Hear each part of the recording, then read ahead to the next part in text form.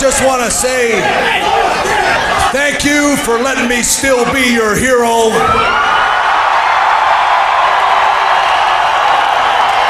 And thank you for believing in me. A few weeks ago, I was told, America, love it or leave it.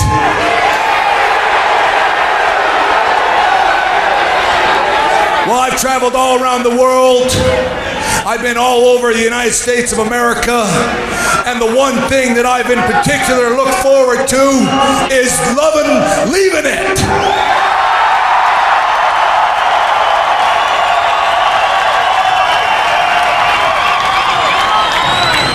I want everybody to understand that nobody is more proud of being Canadian than I am. And I'm not really sure how things have escalated, but the one thing, I'm not so much anti-American as I'm just very, very pro-Canadian.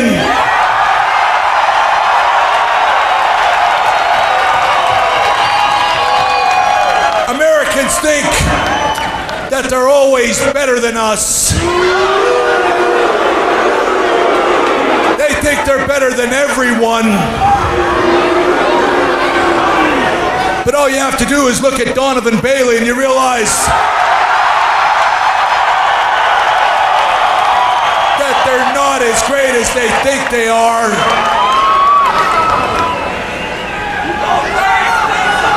America, for me, Canada is a country where we still take care of the sick and the old, where we still have health care. We got gun control. We don't shoot each other and kill each other on every street corner.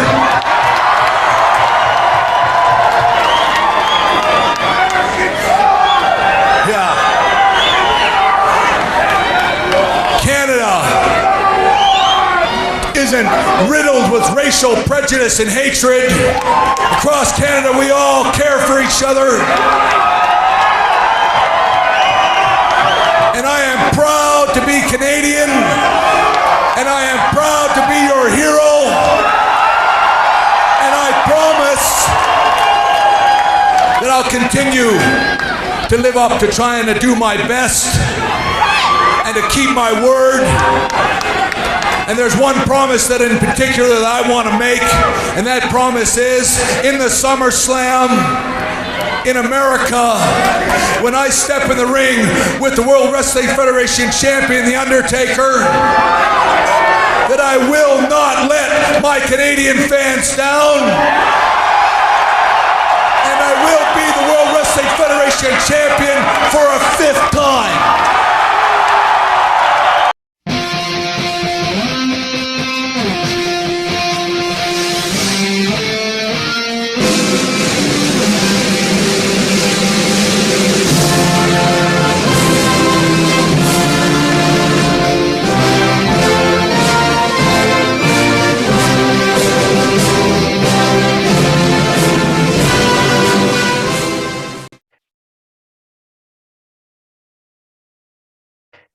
Well, we are live, pals. Yeah, I did it.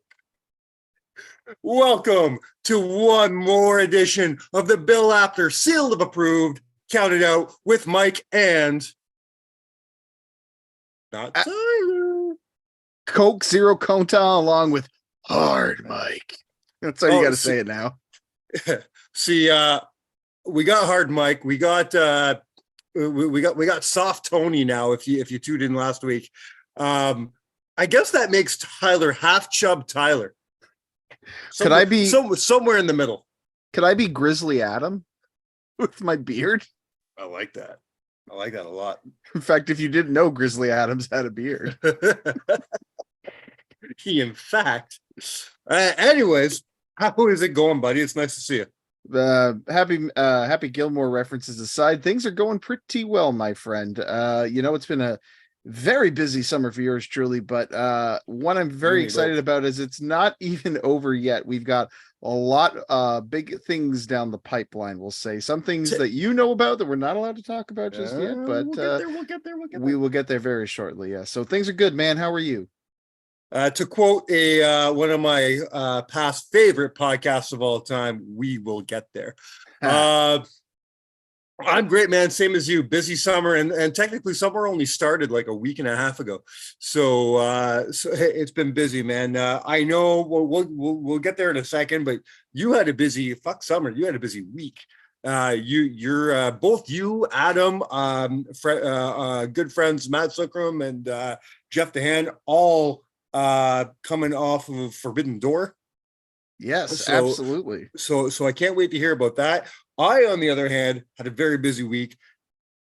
Man, for the first time since I'm 6 years old, my life did not have anything to do with professional wrestling in the slightest.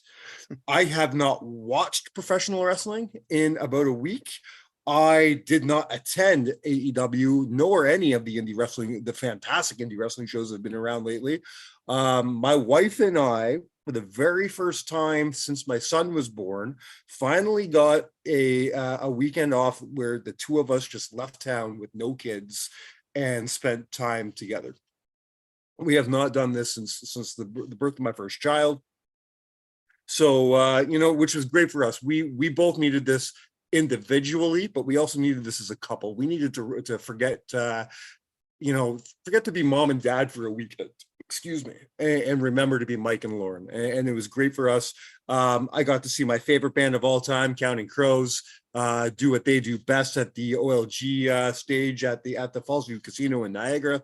A very cool surprise for me. Their opening band, Dashboard Confessional. I was never a huge fan of them coming up, but holy fuck, can they go? Their show was spectacular. And not only did they have a great show, they came back out during the encore and sang a couple songs with the Crows and did a rendition of one of my all-time favorite songs, Hanging Around. And both bands jammed to the song, and it was like a big party on stage. It was fantastic. I had a great time. It was a very well needed few days. But I'm glad, I'm kind of happy to get back into my niche, my comfort zone of the world of professional wrestling. Well, I'm glad to guide you in very slowly and gently with a lot of lube in this week's episode. So thank you for having me back on board while Tyler was away.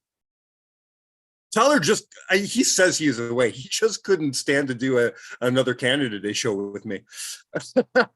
We have not done a Canada Day show together, he and I, since the first one, where I apparently botched the greatest pay-per-views in Canadian history list. Since then, he has not done a show with me. I believe you two did the show last year. I believe we did, yes, where we talked about mistaken. championship reigns for Canadians. Yeah. And hey, while we're on the subject of great pay-per-views taking place in Canada, I think that's a pretty perfect segue to talk about my adventures last weekend with the aforementioned Jeff DeHaan and Matt Zuckram. We went to see AEW's Forbidden Door. Mm-hmm. And as somebody who does not watch AEW regularly, but does keep up with New Japan, this was a pretty exciting thing for me because there was going to be a lot of guys on this show that were bucket list wrestlers for me. Guys like Tanahashi, guys like Sting, guys like Kojima, all of those guys. Was this your first experience watching Sting live? Yes, it was. Yep. Yeah, wow. I never had the opportunity to see the icon live because WCW didn't come to our neck of the woods that often. And his stuff in the WWE, he was definitely not in North Bay anytime then. Yeah, and correct me if I'm wrong, but TNA didn't do a whole lot of Canada trips during that particular stretch. At least not where I was. If I had been in Windsor still, perhaps I would have had an opportunity to head over to Detroit and see him live, but that was not the case. But that's okay. It's all been rectified. I have now seen Sting in person, so I can cross that off the bucket list now. So it was a pretty cool night to be sure. I want to get your opinion on something, Michael. I know that you've been wrestling free, so you haven't had a chance to see it, but what are your thoughts on the chatter about Osprey versus Omega 2 and the hype it's receiving? Some are saying that not only is it contender for match of the year, some are saying it's the greatest match of all time. What are your thoughts on that kind of chatter amongst the wrestling community? I'm going to obviously reserve judgment until I watch the match, and I will watch the match. I do fully plan on watching at least 4 matches from this pay-per-view. Which 4, if you don't mind me asking? Definitely this one, definitely Dragon and Okada, definitely MJF and Tanahashi. I'm not a huge MJF fan, but I'm a big Tanahashi fan, so I'd like to see that.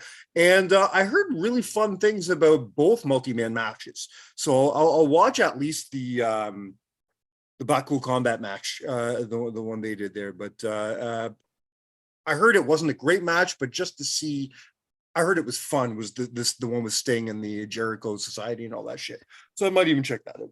If I may, I would also go out of your way to watch the 10-man tag between Blackpool Combat Club and the Elite. It was, in my opinion, the second best match of the night behind Osprey Omega. See, and this is where my problem lies, and this is why I did not join you, or I did not join Tyler at the pay-per-view. While I think I could have appreciated it, I don't think I have enough appreciation for this kind of wrestling.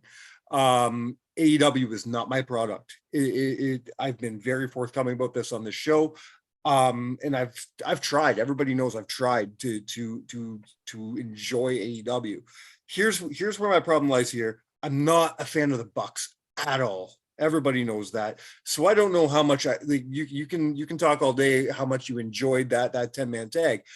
But if I don't enjoy the style the Bucks bring to a match, we'll see if I can get into something like that. It's not to say I won't watch it. I will, but I'm just not too sure. With that said, let's go to that big match, Osprey and Omega. If I may interrupt, sorry, real quick. I do want to say, if I can say 2 things that I hope will help set your mind at ease regarding the 10-man tag. First being, I think you and I have very similar tastes when it comes to matches that we enjoy. And I really like this one a lot because it was just fun. And I just think that the pacing was really great on it. Again, in terms of storytelling, Osprey and Omega was the best match of the night, but this one actually was really quite good. The other thing I want to say that I think will help you with this is that Sukram does not like the Bucks either. As a matter of fact, the moment the super kick started getting thrown, he audibly groaned and was complaining next to me. But even he felt this was the second best match of the night after Osprey Omega. So you've got 2 very close friends of yours who recommend it based that they think you will enjoy it still, despite the Young Bucks. And we'll throw a third in there because Tyler loves this match as well. I think that may have been his match of the night, that 10-man tag. He loved. I don't blame him. I can't say I blame him. It was a good one. As far as Omega and Osprey go, let me just put this out there. Unpopular opinion. I don't like Will Ospreay. Okay. Me either. I'm not a fan, and not number one. I'm not a fan of the man. I think he's a complete fucking piece of shit. There's nothing redeemable about him whatsoever in my mind. I don't like Will Ospreay. Break down his wrestling. Take away all that. Just talk about the wrestling. Is he a great wrestler? Fucking A, he's a great wrestler. Of course he's a great wrestler. I'm not going to take that away. But is he always my style of wrestler? And the answer is no. Now you're sitting there and you're telling me that as far as storytelling goes, it was the best match in the card. I don't find Will Ospreay to be a great storyteller. And he admits that he doesn't want it to be a storyteller. I don't want to do that kind of wrestling. I'm not a storyteller. I'm a wrestler. Well, asshole, if you wanted just to be a combat, fighter, go to fucking MMA, because in professional wrestling, we fucking tell stories. And that's been one of my problems with Will Ospreay for a long time. Now, I want to watch this match because the man he's facing is a great storyteller. The cleaner, man, that man, I know Tyler likes to bust my balls and tell everybody that I hate Kenny Omega. Not true. I think Kenny Omega is one of the greatest in the world. His style gets lost on me sometimes because sometimes he gets put up against people that I don't enjoy. And this is a case of am I going to not enjoy this match because I don't like Will Ospreay? I The think chatter about it and the hype around it is making me very, very interested. Let's say that. Except for the finish. I heard the finish was strange. I will give you my perspective on it, just what I and experiencing it live as well, because I know that will come into play. Being there live and 100%. experiencing it live is Yeah. not the same as watching on television, although the praise seems to be pretty universal, both from those who watched it live and those who watched it at home. I had no expectations going into Ospreay Omega for the same reasons that you mentioned. I'm not a Will Ospreay fan. I respect Kenny Omega, but I'm just not a fan of his style. Ospreay's, that is. Right. So to me, this match was very far down my list of matches I was interested in. But even I must admit that coming out of the match, it definitely was match of the night, and there was a lot of great storytelling going on here. And while I will definitely agree that Will Ospreay is not my cup of tea, he definitely is the cup of tea for what I would say is this generation of wrestling fans. And I feel like as a now nearly 40-year-old man, I feel like I can say that with the crankiness of an old man, that yes, there is a different generation of wrestling fans now. Oh yeah.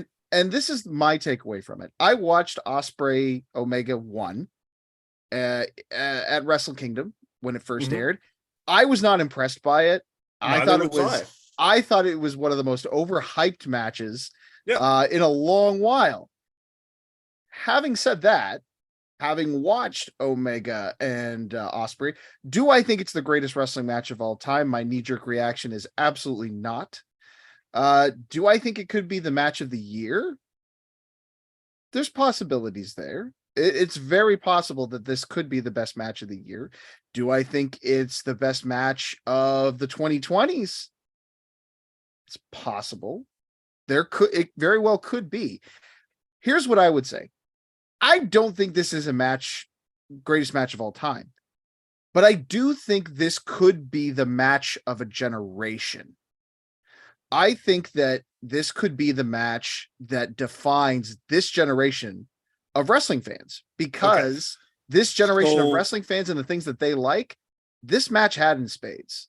And it was pretty, and again, there was a lot to like about it, with the exception of some stuff involving Don Callis, but I won't spoil that for you. But there's some I read all about it. It's okay, fine. so that honestly, that was the only thing that I disliked, was Don Callis being sent away and then just blatantly coming back and no consequences whatsoever. I hated that. But from what I've seen, and this is one of the reasons I don't watch the product anymore, from what I've seen, that is typical AEW. Yes, right? I agree. Yeah. I agree, but I'm just talking about in the context of this one particular match. So that's the way I look at it, is that, my suggestion is keep your expectations tempered, and I think that you will come out of it enjoying it way more than you expected it to, because to me, I had no expectations going in, and it ended up being my favorite match of the night. So I have a point and then a question for you. My point is, you say that this is a possible contender for match of the year. Remember that we still have 6 months for Josh Alexander to get back, right? 100%. Lots of time for Josh to come back and take that spot. With that said, my question for you said something very interesting. You said that this very well could be the match of a generation. I like that, because that puts some thought in my head. That really makes me think.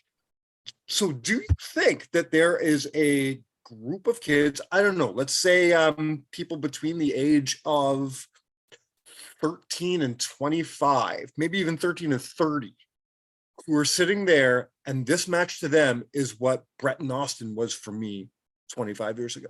That is 100% what I'm saying. Okay. Because I would say that is exactly what it's going to be for a lot of those. In the same way, looking at another entertainment medium, film, there are generations of kids right now who grew up with the prequel trilogy of Star Wars as their trilogy. And to them, that's their cinematic trilogy, and nothing will beat it. Whereas our generation may have said, like, the originals are absolutely the best. And yet, even still, there will be a generation that is growing up now that may come back and say, oh man, yeah, the Rey trilogy, that's my trilogy. Yeah.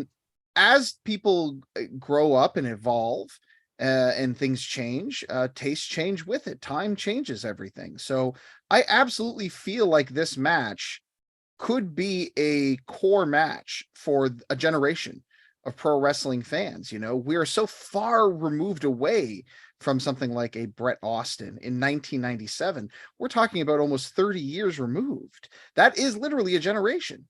So I absolutely could see it as that. And that's exactly what I am saying here, is that looking back on it and seeing the way that this generation of wrestling fans enjoys their matches. Yeah, absolutely. I definitely think this could be a match for a generation. It's so funny that we're having this conversation right now, and with the comparisons we're making, because I had a conversation with somebody very, very recently, where it was a very similar conversation, but we were discussing, you can appreciate this because just like me, you're a big fan of horror movies. And I was discussing the horror film genre with a good friend of mine. And I basically said, there's three groups of people now. All right, there's three generations.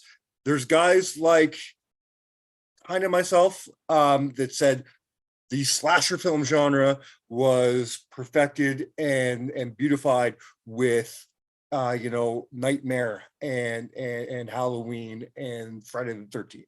All right. Then you have that generation that I almost was part of because of when I was born, that says, well, you have to look at, Scream. And I Know What You Did Last Summer, and that 90s genre of, urban legend and Final Destination, those slasher movies, were something special. That those are my slasher movies. And now I'm seeing kids popping online talking about how Terrifier is a generation slasher movie. And I think that's so fucking interesting, because I think Terrifier is a goddamn piece of shit. But I'm also not 19 years old. So I need to go into Omega and Osprey with those eyes going, it's not 1997. I'm not 16 years old. This is not Bret Austin. I'm a 42-year-old bitter ass father of two who, is still trying to hold on to that magic that wrestling always had for me. And sometimes I forget about that part. And I pick wrestling apart and I criticize it, and I hate that part of myself. Every once in a while, though, I can let that go, and I do that for Impact more than any other company. I don't know why I'm able to just let that go for Impact, because Impact does some stupid fucking things, and I love them for it. Where if the same things were done by AEW, I'd be like, those fucking idiots. Why can't I do that for every promotion? I'm not a tribalistic person with my professional wrestling. So that's what I'm going to try to do. I'm going to try to go into these matches for Forbidden Door. I'm very excited to see, even with the shitty finish from what I heard, I'm very excited to see Brian and Okada. The other one I forgot to mention, because I am a big fan of Jack Perry, I want to see Jack Perry and Sonata. I was a little underwhelmed. I think most of the folks who had watched it was. If I may comment on Okada and Brian Danielson, I will say this: watching it live, I was incredibly disappointed, but my view has changed of the match. More that was specifically, the closer, right? Yeah, that was the main event, but my view has changed of it, especially of Brian's performance. Now, knowing that he's hurt, does that he wrestled with a broken arm for 10 minutes? Like, are damn, you man. Surprised? Are you surprised that that Gato, that New Japan allowed Okada to tap out on not a strictly New Japan show? No, not at all. Because he's probably, let's be honest, he's probably the most protected wrestler in the world, right? Absolutely, 100%. Yeah. However, I think there's a number of factors that go into that, and this is purely speculation on my part. Number one, Brian Danielson has always been a champion for New Japan. Regardless of where he has worked, he has always sung the praises of New Japan and been very pro New Japan and always wanted to do what was best for them. Mm-hmm. So I think that they've always respected that of him.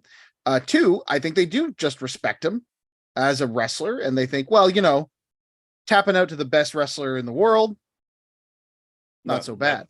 Yeah. But also, I honestly believe, and again, speculation on my part, that they are trying to tell a much bigger story with Okada, because he's also done some work with the guys from Noah where they've gotten the better of him several times. Yeah. And I feel like, based upon what I've seen in the past from New Japan and the way that Gato books, there's a bigger story at play here with Okada. And I think him tapping out to the American Dragon is part of a bigger story when it comes to the character of Okada. So I don't think it's one of these things where like, oh my God, we have to protect him. I think it's one of these things like, oh, no, this works for the story that we're telling. And I don't think it's one of these things that we can see now. I think it's something in 6 months or a year. We're going to step back and go, oh, yes, of course, that makes complete sense. Mm-hmm. All right, man. Well, I didn't need the other guys to do it for me. You sold this tonight. I am going to go and watch the shows. I still have 5 days left of vacation. So I'm going to take the time to watch at least 3 matches from this pay-per-view. I'm also, I got to say this, man, I'm going to be watching a lot of AEW this week because I am going to tune into Dynamite this week because a woman we may or may not be talking about later on the list, Alexia Nicole, one of my favorite professional wrestlers today, is going to be taking on Ruby Soho on Dynamite this week. On ROH television, you've got 2 of Canada's best in the fucking world. Fuck Canada. Just 2 of the best on the indies, man. 2 of my favorite people. 2 people I'm so happy to be able to see every month when I go to Barry Wrestling. And that's Mark Wheeler and Tarek, are both in matches on ROH the coming up this week. So I'm going to be watching a lot of AEW because of the Canadian factor, man. Yeah, it's been a really cool time to be a Canadian wrestling fan. And, you did mention Alexia Nicole in our list. So I think since we've done a lot of talking about, Canadian men who represent us in the sport of kings very well. Sorry, I missed one. Casey Spinelli will be there as well, right? Well, yes. And we'll be talking about Casey a little bit later. Sure. That's absolutely something we'll get into with my list, which is the top 7 Canadian female wrestlers, or Canadian women's wrestlers, Canadian ladies wrestlers, however you want to pronounce it. We're talking about women who have gladly represented the Maple Leaf throughout their careers. And these are the 7 that I felt have done it the best. So let me talk a little bit about my criteria for the list. What was important to me in putting this list together? So a couple of things that factored into it was, first and foremost, influence. Who has had the biggest influence on the business? Who has changed the game, so to speak?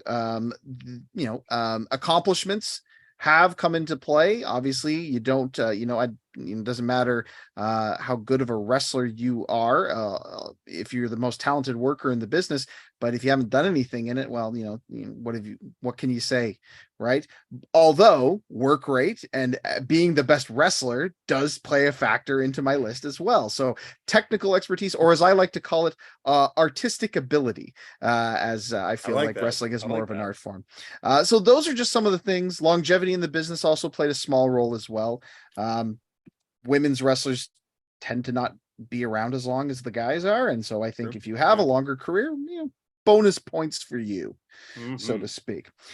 So shall we just jump right into it? I would love that, man. I'm very excited about this list today. All right, let's start with number 7, a woman that some of our listeners, especially newer ones, may not be aware of, but I know a lot of our older listeners definitely are, and should be. And I'm hoping that by putting her on this list, she will get the recognition she absolutely deserves. Number 7 is Lufisto. And this should come as no surprise to anybody who knows me and is talking to me about women's wrestling for more than 5 minutes.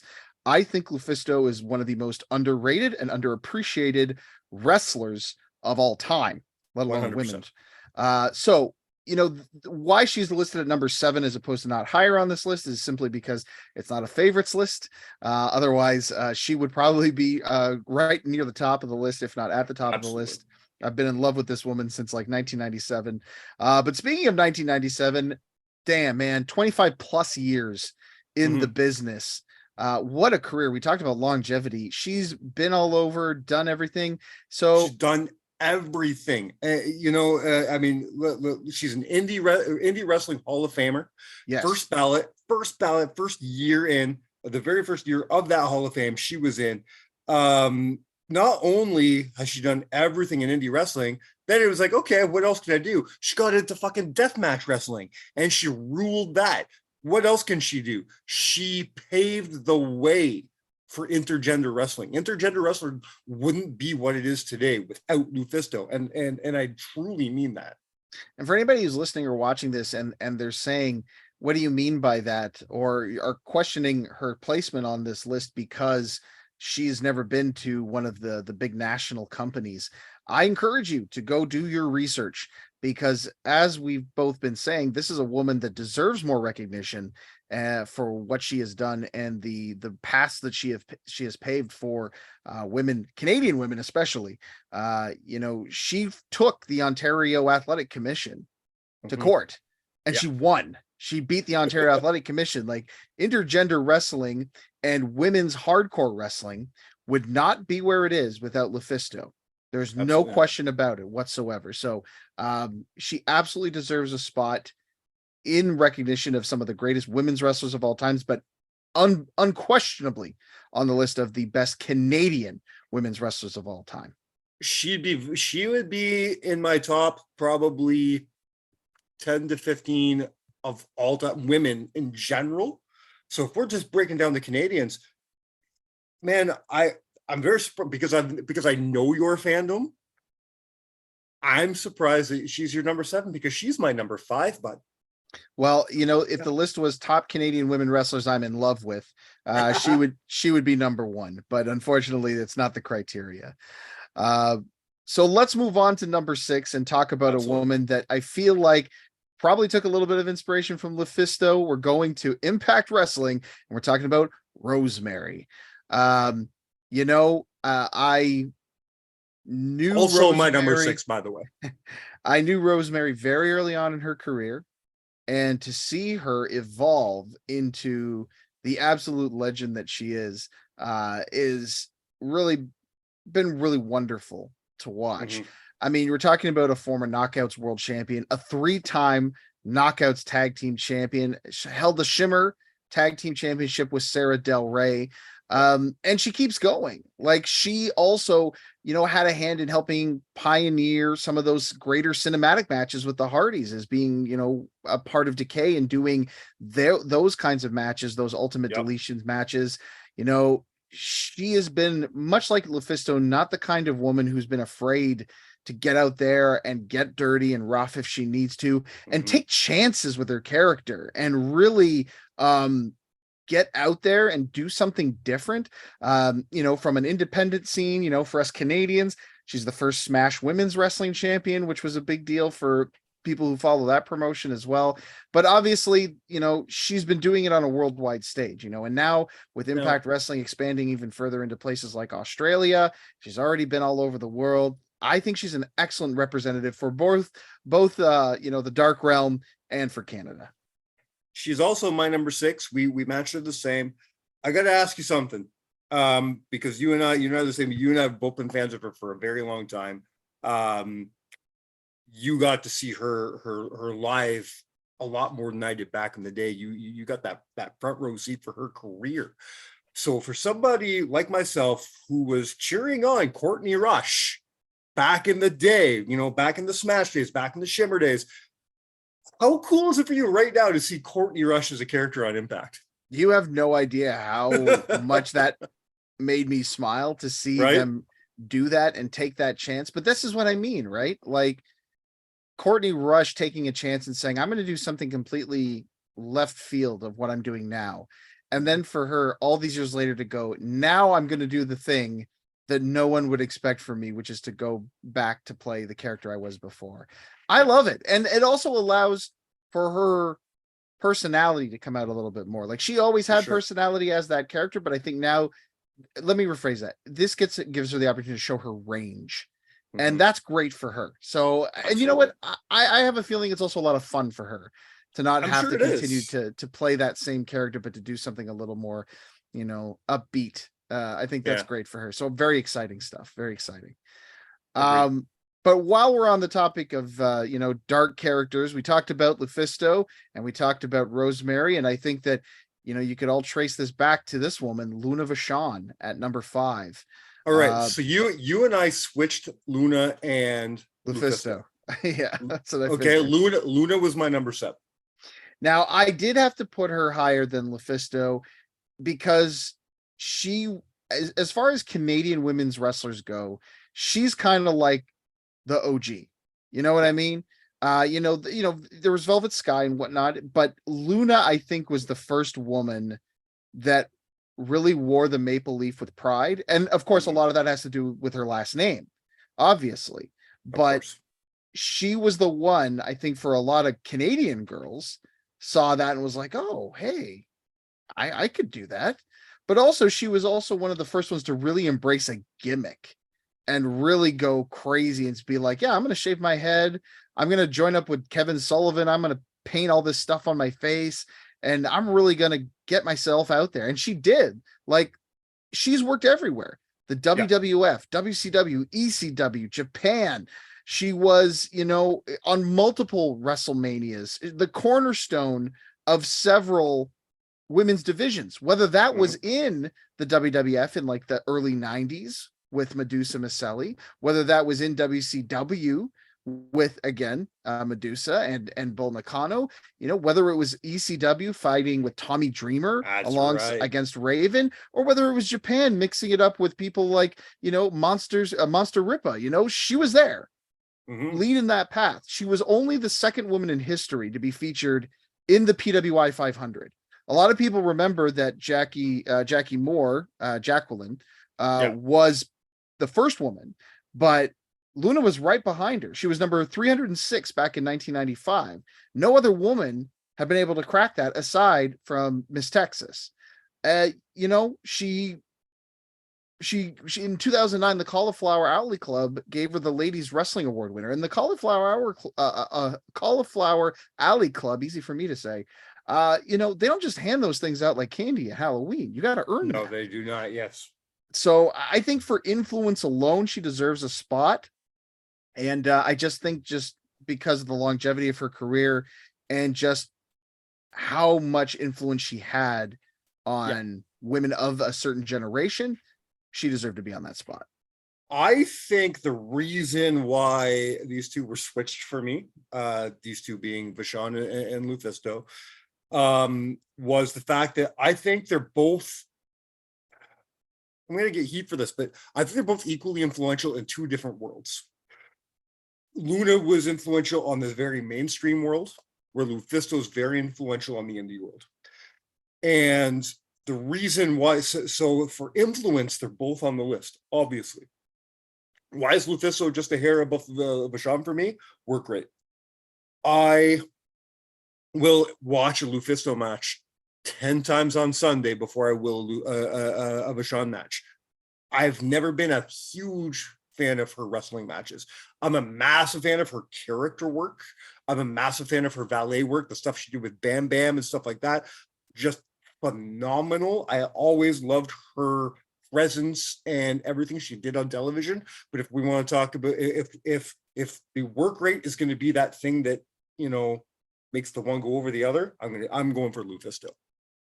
I absolutely see that. For me, I felt like the influence was more important in this case. So reason. I'm not going to argue with you at all. Different reasons, but same mentality, same logic. Yeah, for sure. All right, breaking it down to number 4, we're heading out west to Calgary, dramatic pause, Alberta, Canada, and we have to talk about Natalia Neidhart. What an accomplished woman's wrestler and what a proud representative of Canada. I think you're going to surprise a lot of people with the placement on this list. Surprise, anger, whatever you want to say. Yeah, I think surprise is going to be the one. I'm not angry. There's going to be no wrong answers here. You're going to be. There's so many phenomenal women's wrestlers in this country. There's almost no wrong answers here. So there's going to be no anger. Just surprise. I put Nadia as my number 2. To be perfectly honest. Okay. So for her, I expected her to be at least in your number three, in your top three.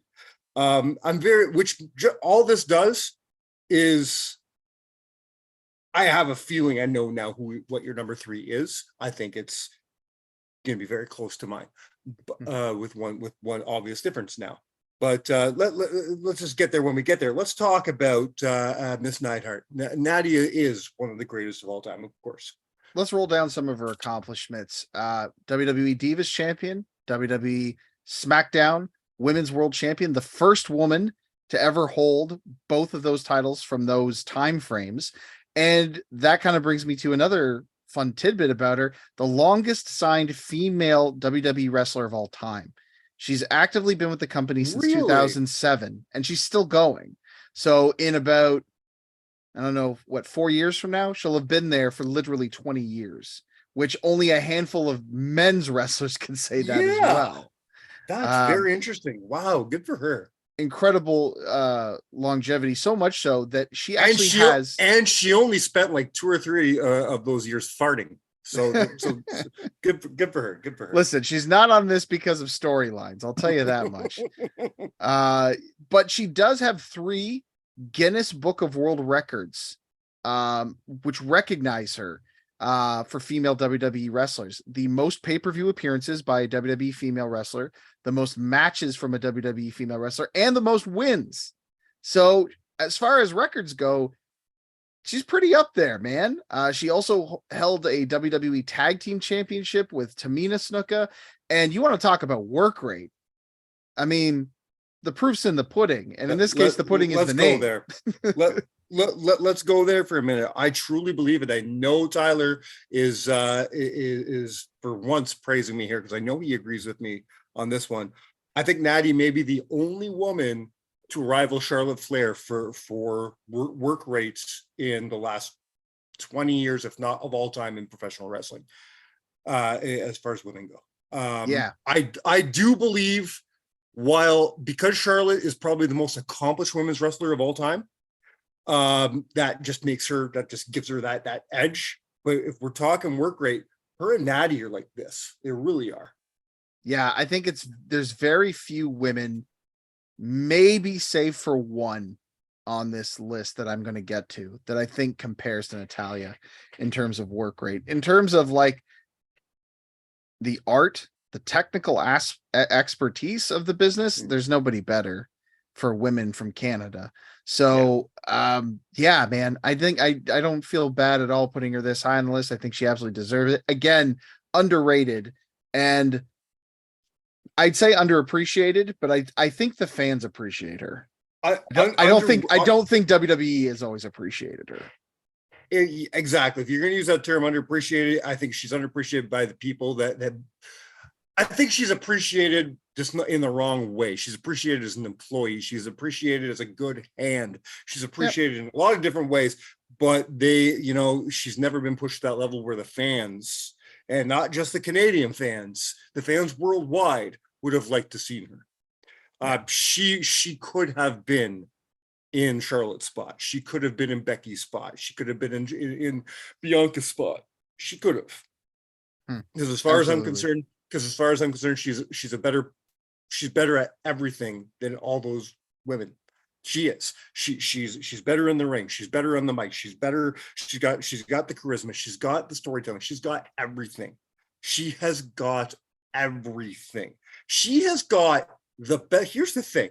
She has got the best of every member of her famous families. You know what I mean? She's got Owen's charisma and mic work. She's got Davey Boy's strength. She's got Brett's phenomenal, work rate and ring ethic.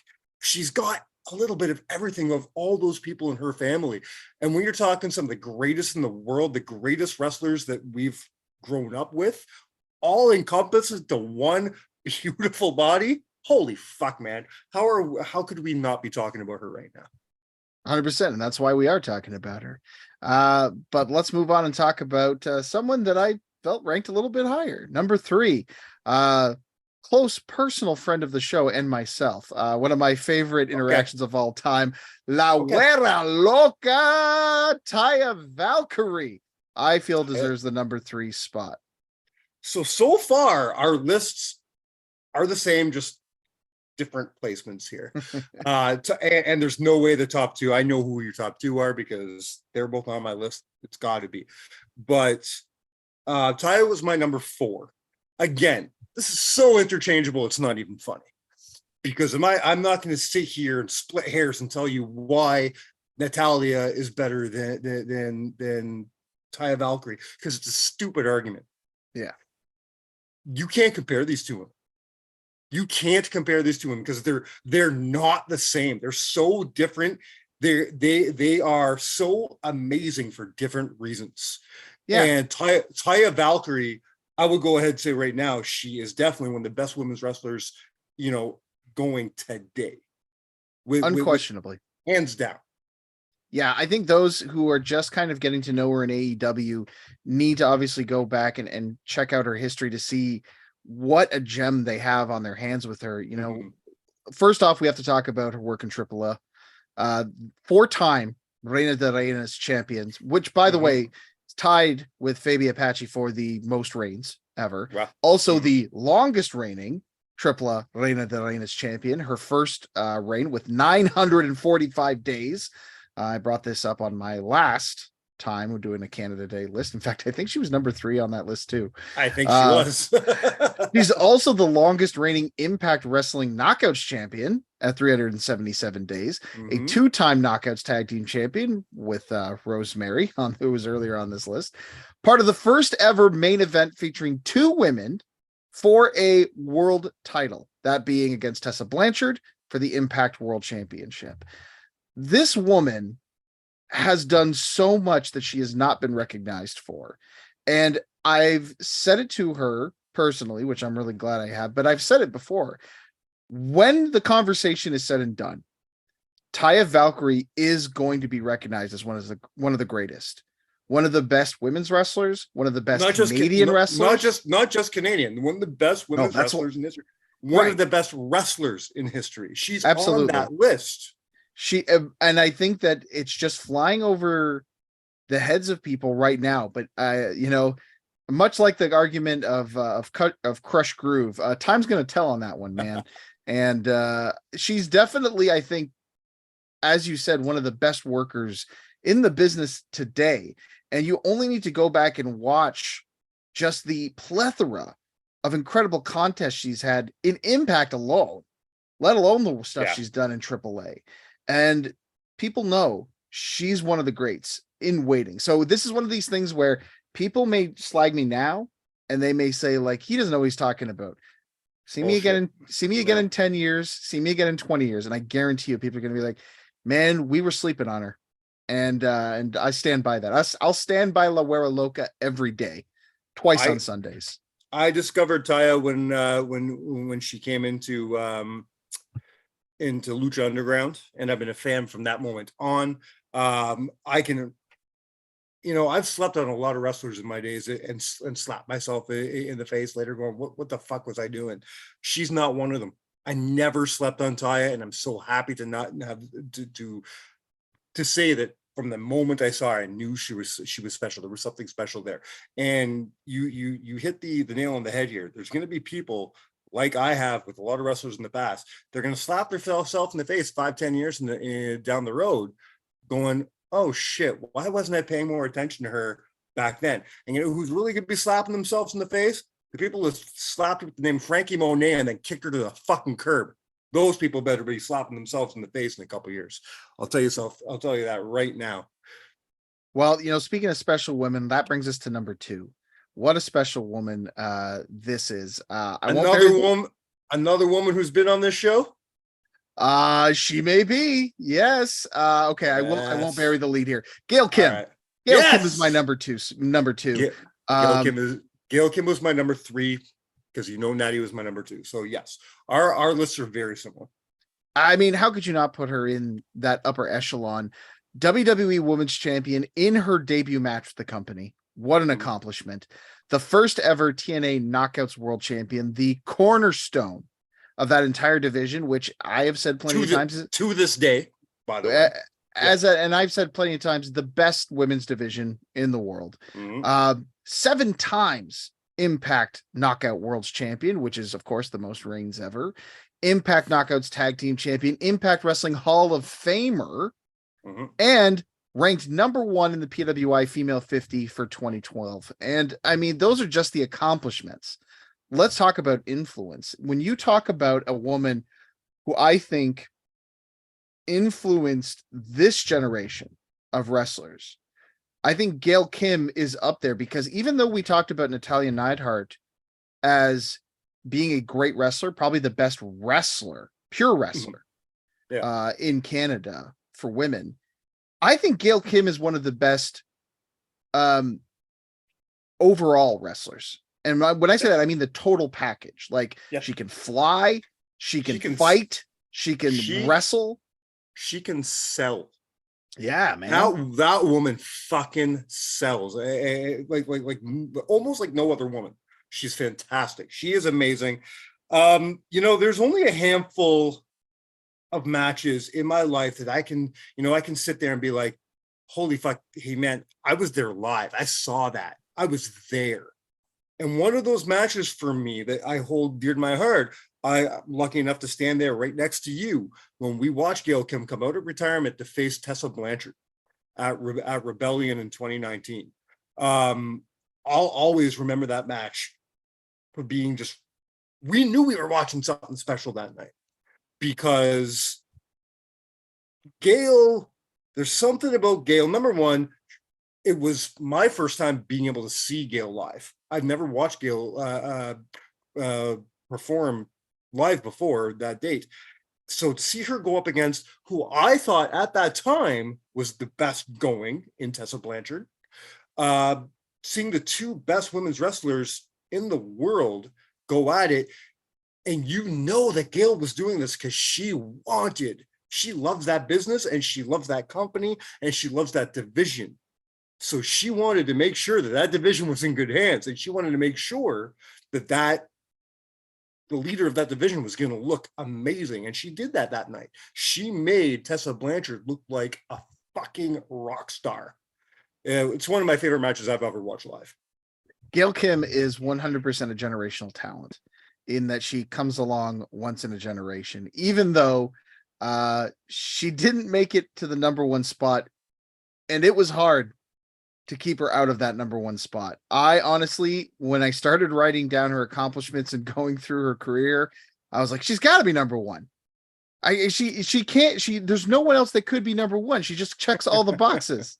And then I looked at the obvious choice and I said, okay, sometimes the obvious choice is obvious for a reason. Number 1 is Trish Stratus. Of course it's Trish Stratus. Of course it is. I wrote down Trish, Natty, and Gail. And then I said, okay, time to work on my list. You know what I mean? Like the top 3 wasn't a question for me. It just wasn't. It was Trish, Natty, and Gail. And then the rest was, okay, how do I fuck this pig? How do I put this in order? But the top 3 just was not a question for me. I already talked about Gail. I already talked about Natty. There's reasons why they're my number 3, number 2. I don't think I need to fucking talk about Trish. There's nobody, I don't think there's anybody out there who's number 1, not calling Trish the greatest Canadian female wrestler of all time. I don't think there's anybody not calling Trish the greatest WWE female superstar of all time. And let's be very, very strict about that. I want to encompass this for the whole fucking package. We're not just, because if we're just talking work rate, yes, we're going to talk about your Charlottes and your Natties. But if you're talking everything, you're talking, she is the Stone Cold Steve Austin. You know, if Natty was the Bret Hart, or Charlotte could be the Shawn Michaels, but you got your Stone Cold Steve Austin, your Hulk Hogan, your fucking main event, your draw, and that was always and will always be Trish Stratus. Yeah, even WWE themselves put out a list where they talked about the 50 greatest women in company history, and she was number 1. Of course, she was. It doesn't surprise me in the least. PWI named her the Woman of the Decade for the 2000s. The Cauliflower Alley Club gave her the Iron Mike Mazurki Award, which is kind of like a above and beyond award. It's Okay. not an easy one to get. I didn't know Iron Mike had a award named after him. That's kind of badass. Not Iron Mike Sharp. No, I want to clarify this. You should clarify that for some people. Yes. 4-time PWI Woman of the Year, 2002, 2003, 2005, and 2006. WWE Hall of Famer, 7-time Women's Champion, and no woman, I think I could say, has been more influential to an entire generation of women than Trish Stratus. And I know that I mentioned that Gail Kim in that same breath, and she was in that same time frame, but I would say in different ways. You brought it up before. Gail Kim, I think, was definitely an inspiration for those women that said, I want to be a great wrestler.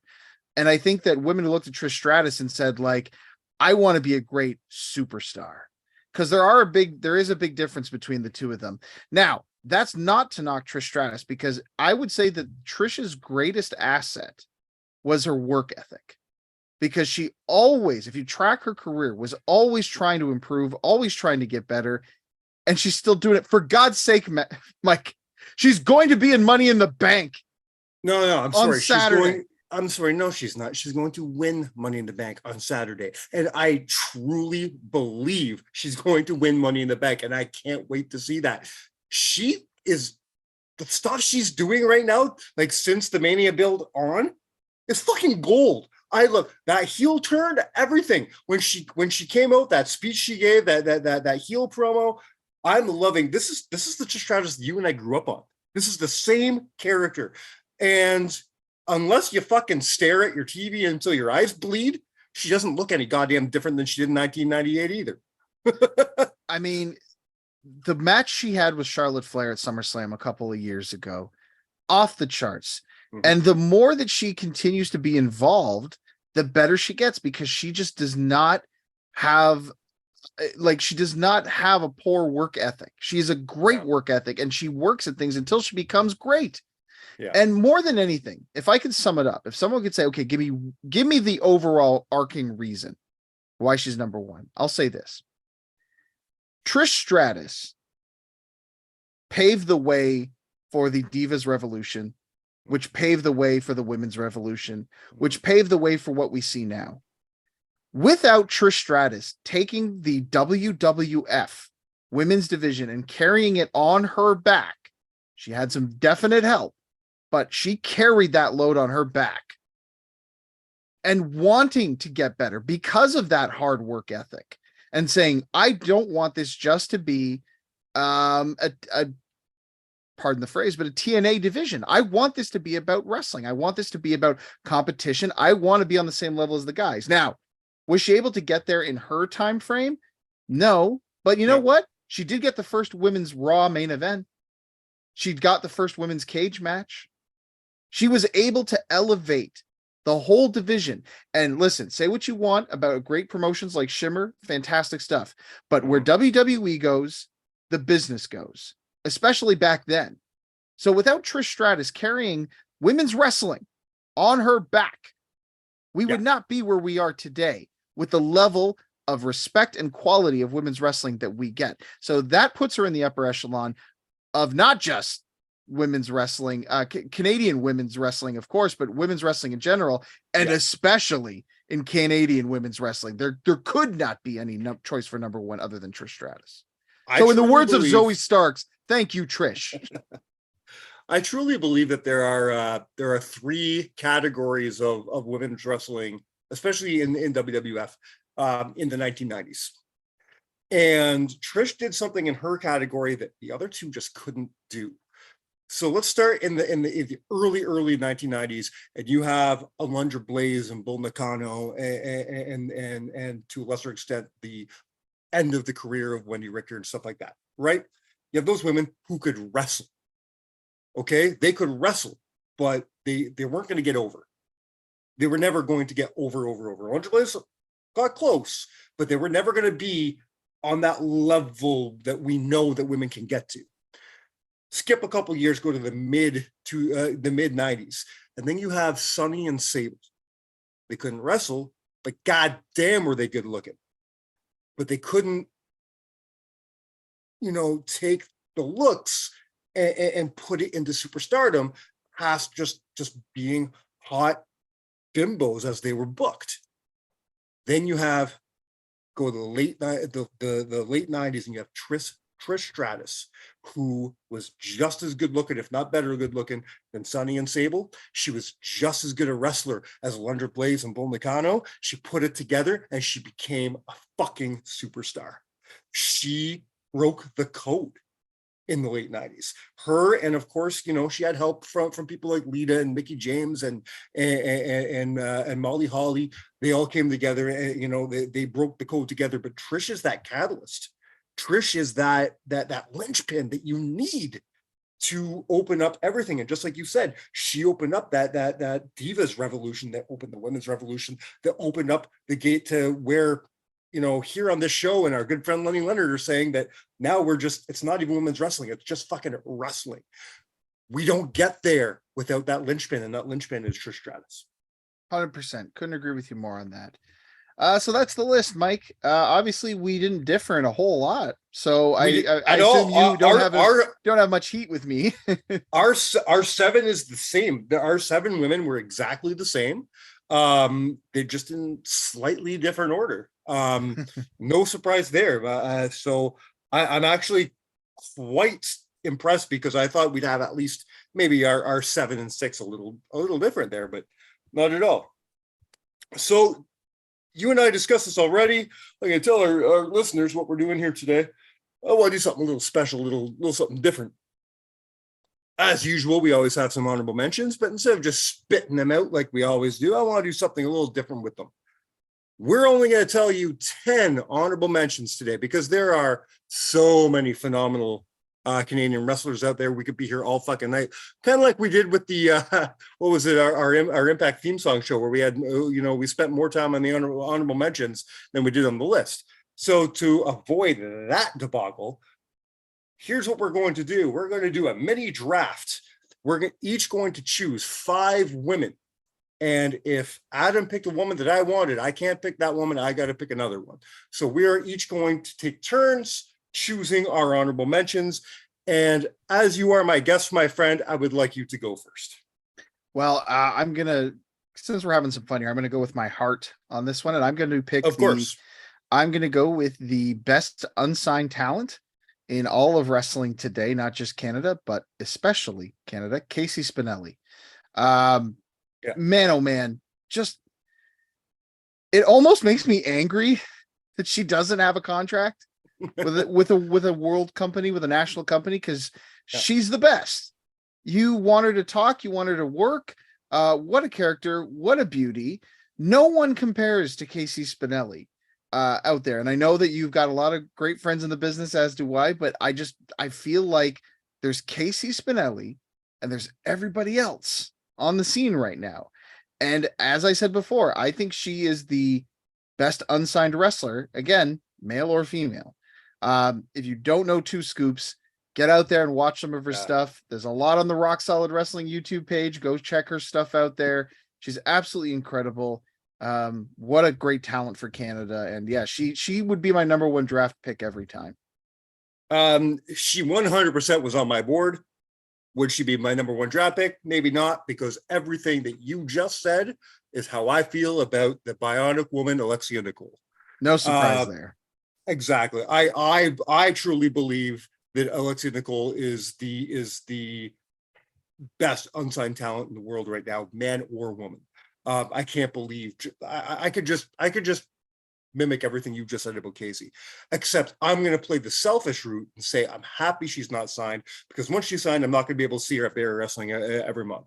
I love being able to go to those shows, knowing, be it Barry Wrestling, be it Destiny Wrestling, all these shows in my area. I know Alexi's going to be there because she's a fucking worker and she puts in the work and she's always there.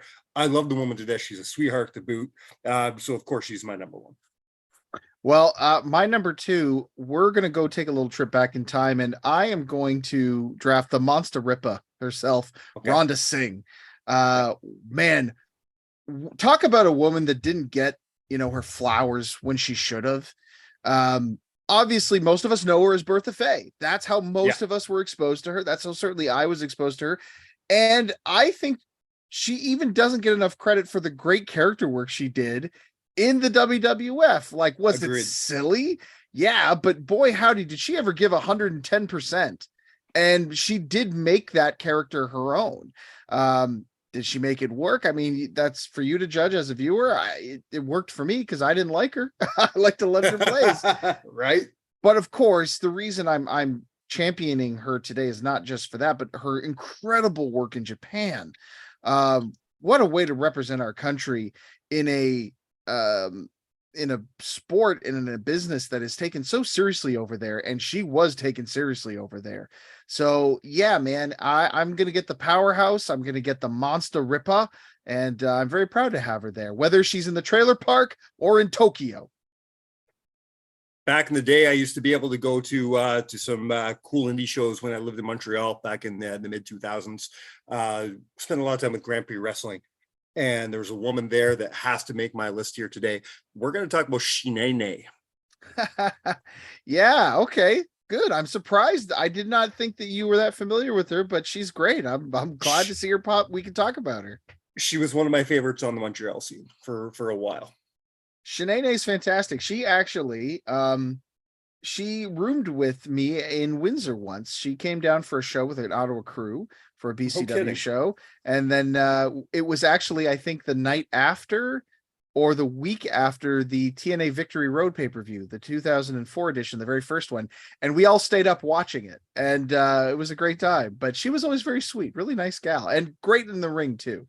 Phenomenal in the ring. Phenomenal. And that she wasn't going to be making my top 7 anytime soon, but if we're just doing honorable mentions, we're talking about some of the people that really made us love Canadian wrestling. Canadian is on my list every time. I'm going to pick one that, has recently come back into the spotlight, and I'm really glad because she was absolutely one of my favorites when she burst onto the scene. I'm going to go with the Witchy Woman, Taylor Wilde. Okay. What an incredible talent. And she burst onto the scene on the Canadian independents for a long time before she got signed by Impact. But when she did, boy, man, did she ever make a mark. Part of the first ever Knockouts Tag Team Champions, great worker. And then she just kind of disappeared for a little while, and it broke my heart a little bit because I really liked her a lot. And then when she came back, I was excited. I liked the kind of punk rock gimmick she was doing, but I have to admit, the Coven stuff has really grown on me. She's really embraced it, and she's really one of the most entertaining characters on the show. It was hard for me to yell in Windsor, "She's a witch! Burn her!" But it's 'cause she was doing such a great job with the character. She Taylor Wilde's an incredible talent and a great representative for Canada. So I would draft her, absolutely. Having a hard time with my order at this point, but I'm just going to go for this one. This is a woman who for some reason didn't do it for me in her original Impact run, didn't do it for me in her WWE run, but for some reason really got me with all her indie work and then her second Impact run. I'm going to go Chelsea Green. Yeah, she was on my list as well. Excellent pick, by the way. What a great talent. You really made a good choice here with this one. I think that we have only begun to see only the scratching of the surface with Chelsea Green. That's why she didn't make my main list. She is a great talent, but I think that we've only just begun with her.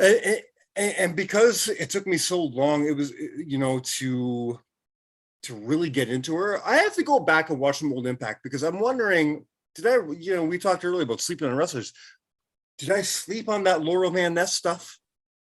Like I don't remember really loving it. And I remember Danny tried getting me into that. He loved that hot mess stuff, right? It's a good character.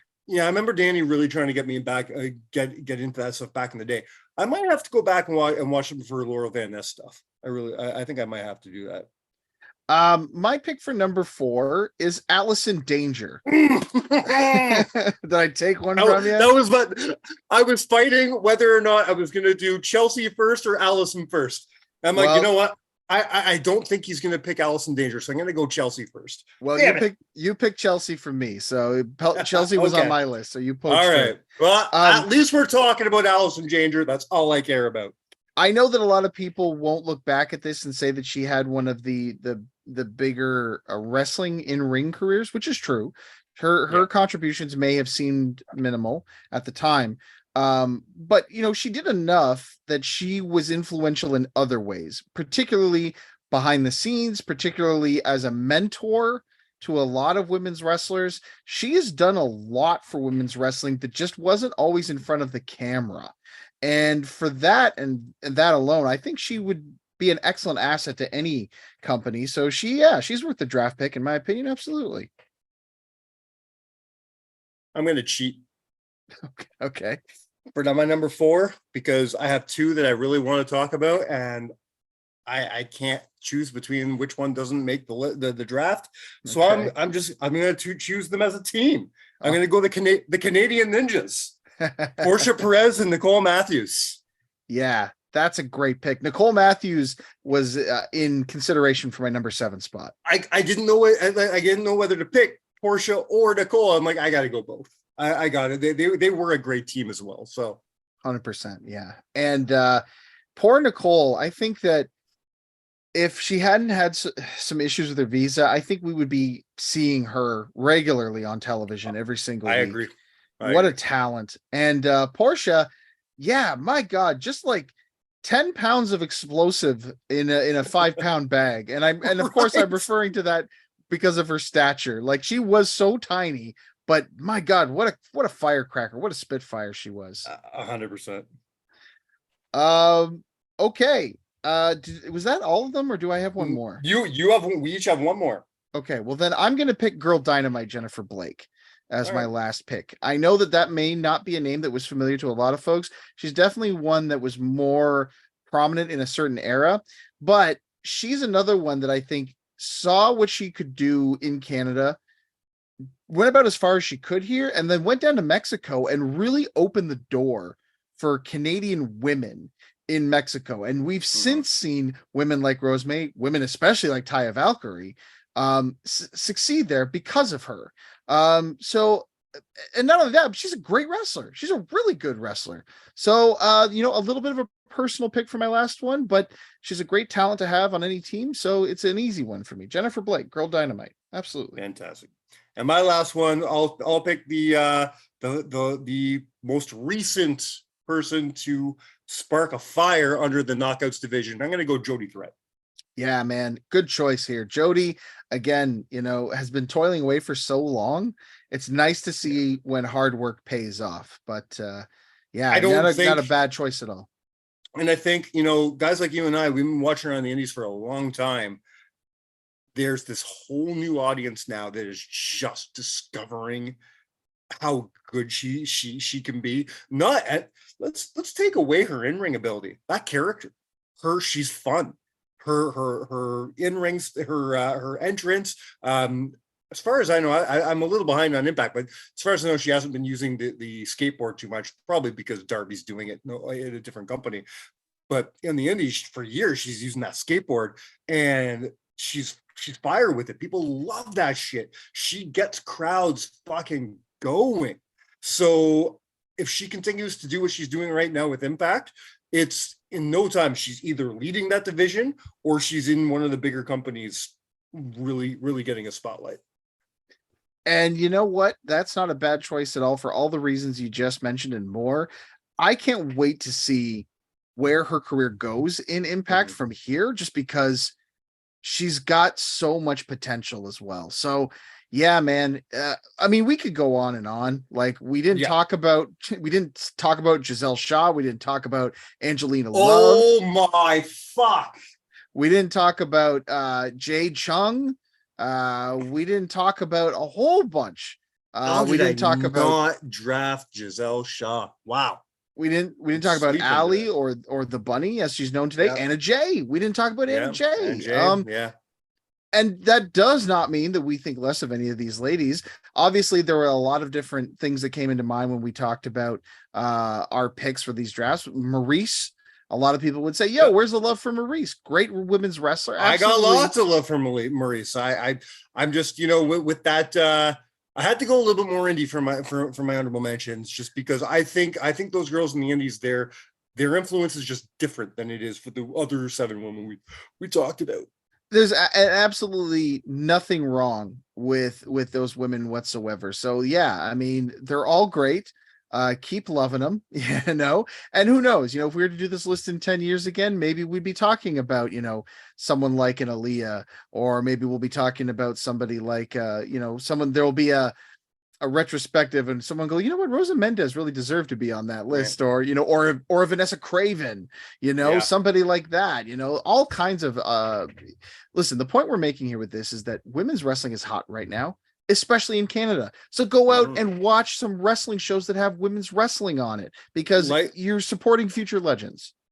Like we said earlier, Alexia Nicole will be on Dynamite this week. Casey Spinelli, I want to say she's gonna be on ROH this week. Yeah. Is it ROH? Yeah. I'm thinking about getting Honor Club just to watch her. That's 100%. The power of Casey Spinelli. That's the power of 2 scoops. I mean, they like putting our Canadian girls up against Athena just to see what they have. they've been doing that the last couple of runs. Athena, I don't know if you know what you're doing. At this point, I think you're the one getting put up against Casey Spinelli. You don't know what you're getting into there, sweetheart. But I'm very excited. This is going to be the first time I actually sit down to watch an episode of Dynamite, because it's my girl, man. Alexia Nicole, the Bionic Woman, the Bubblegum Princess, whatever you want to call her. She is one of the greatest in the world today. I really believe that. Well, from A to T, Alexia Nicole to Trish Stratus, that is the list. And I think that's this week's episode too, Mike. 100%. And I do appreciate you being here for it this year. Hopefully, maybe I'll be allowed to do a list next year.